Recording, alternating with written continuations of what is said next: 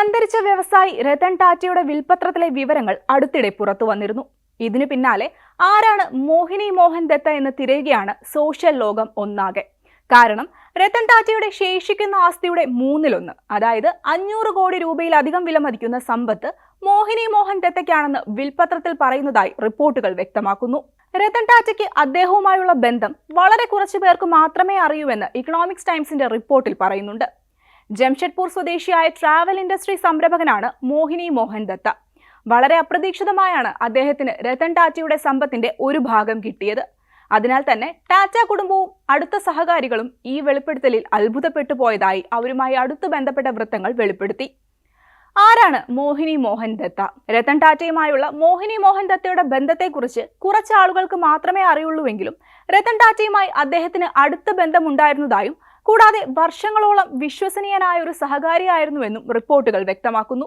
2013 Taj group of ഹോട്ടൽസിന്റെ ഒരു ഭാഗമായ Taj സർവീസുമായി ലയിച്ച stallion എന്ന ട്രാവൽ കമ്പനി മോഹിനി മോഹന്റെ കുടുംബത്തിന്റേതായിരുന്നുവെന്ന് ഇക്കണോമിക്സ് ടൈംസ് റിപ്പോർട്ട് ചെയ്തു. ലയനത്തിന് മുൻപ് മോഹിനി മോഹൻ ദത്തയും കുടുംബവും സ്റ്റാലിയന്റെ 80% ഓഹരികളും സ്വന്തമാക്കിയിരുന്നു. ബാക്കി ഓഹരികൾ ടാറ്റ ഇൻഡസ്ട്രീസ് ആണ് കൈവശം വെച്ചിരുന്നത്. തോമസ് കുക്കിന്റെ അഫിലിയേറ്റ് ആയിരുന്ന TC ട്രാവൽ സർവീസിന്റെ ഡയറക്ടറായിരുന്നു മോഹിനി മോഹൻ എന്നും റിപ്പോർട്ടിൽ പറയുന്നു.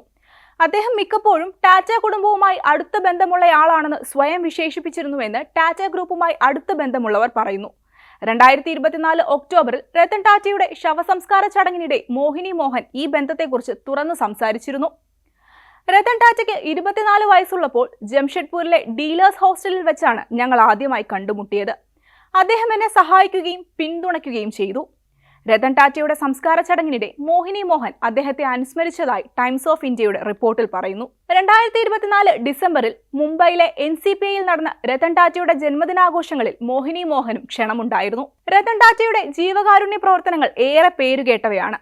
തന്റെ സമ്പത്തിന്റെ ഭൂരിഭാഗവും അദ്ദേഹം ജീവകാരുണ്യ പ്രവർത്തനങ്ങൾക്കായാണ് നീക്കിവെച്ചത്. ടാറ്റ ഗ്രൂപ്പിന്റെ നിയുക്ത ഗുണഭോക്താക്കളായ രതൻ ടാറ്റയുടെ അർദ്ധ സഹോദരിമാരും അവരുടെ വിഹിതത്തിന്റെ ഒരു പങ്ക് ജീവകാരുണ്യ പ്രവർത്തനങ്ങൾക്കായി മാറ്റിവെക്കുമെന്നാണ് കരുതുന്നത്. Rathan Tata endowment foundation, Rathan Tata endowment trust എന്നീ സ്ഥാപനങ്ങൾ വഴിയാണ് രതൻ ടാറ്റ തന്റെ ജീവകാരുണ്യ പ്രവർത്തനങ്ങൾക്ക് നേതൃത്വം നൽകിയിരുന്നത്. ഇന്ത്യയിലെ ഏറ്റവും വലിയ കോർപ്പറേറ്റ് സ്ഥാപനങ്ങളിൽ ഒന്നായ ടാറ്റ ഗ്രൂപ്പ് പ്രതിവർഷം $100 ബില്യൺ വരുമാനം നേടുന്നുണ്ട്. 2024 ഒക്ടോബറിൽ 86-ാമത്തെ വയസ്സിലാണ് രതൻ ടാറ്റ ഈ ലോകത്തോട് വിട പറഞ്ഞത്.